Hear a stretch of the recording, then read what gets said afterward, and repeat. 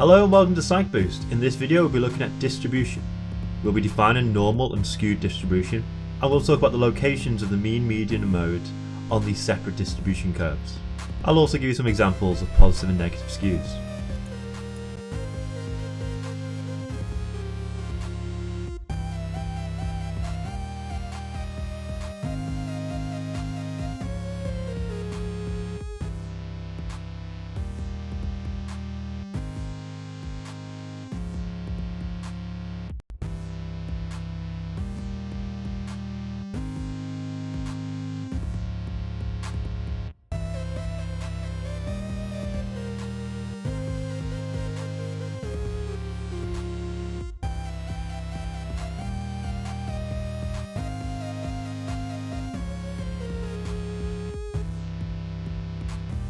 When we gain information about frequency from our research, we can plot it in a graph, with the x-axis or the horizontal axis being the individual scores that can be gained, and how many of that particular score being plotted on the y-axis, so the vertical axis.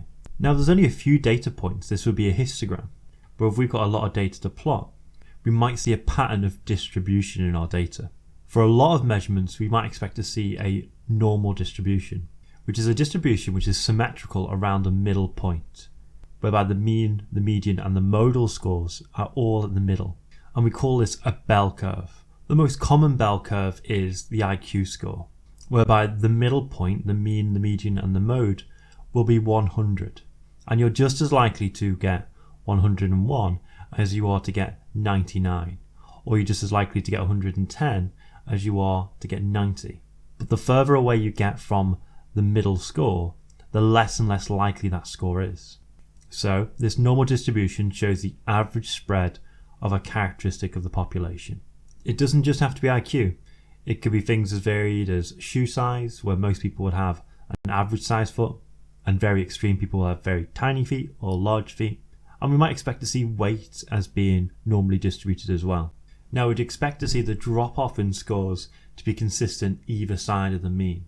And for normally distributed data, we can express how far away someone is from the mean by saying how many standard deviations they are from the mean. So in normally distributed data, we would expect to see 34.13% of people to be one standard deviation above the mean and the same below the mean.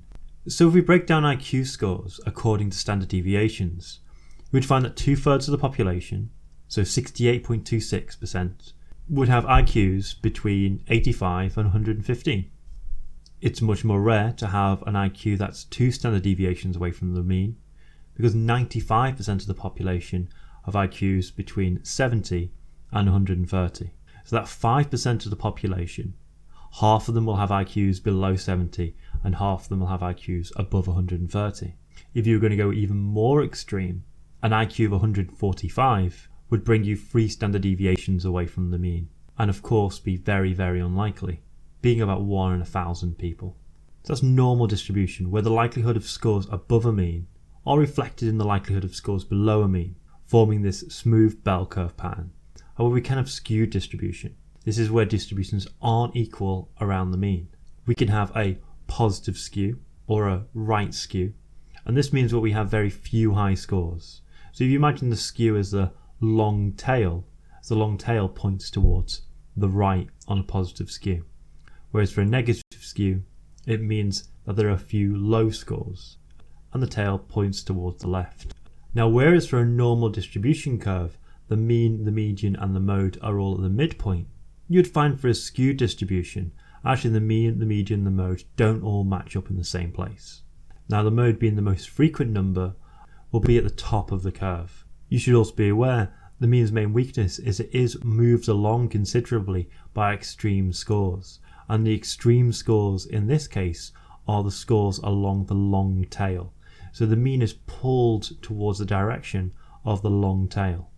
The median, being the middle value exactly, has to have the same amount of area under the graph to the right of it as to the left of it. And because of this long tail, it'll be pulled slightly towards the long tail away from the mode. So you can see here how the mean, the median and the mode match up on the distribution graph for both a left skew and a right skew. Now you might be thinking, when am I likely to encounter a left skew or a right skew? Well, there's a very easy way to think about it. Think about a test that a class does. Now this is a relatively fair test, not too easy, not too hard. We'd expect to see a normal distribution, with most people getting the middle score, a few people scoring very highly and a few people scoring very low. But let's say that the test is very, very hard, very, very difficult, and the vast majority of students only get a couple of points. Well, in that case, you might get certain people who do very, very well in the test, but actually the vast majority of people, because they get those low scores, would produce a right skewed graph. And you can see all the scores are bunched up towards the low end. Whereas the opposite to this, a very, very easy test where all the questions are pretty obvious, you might get a couple of people who do very badly for some reason, but the vast majority of the class score very highly. In that case, we would have a left skew, where most of the scores are bunched up towards the right of the graph. So I hope you enjoyed this PsychBoost video. Please, if you haven't already, click subscribe, and if you enjoyed this video, give me a like.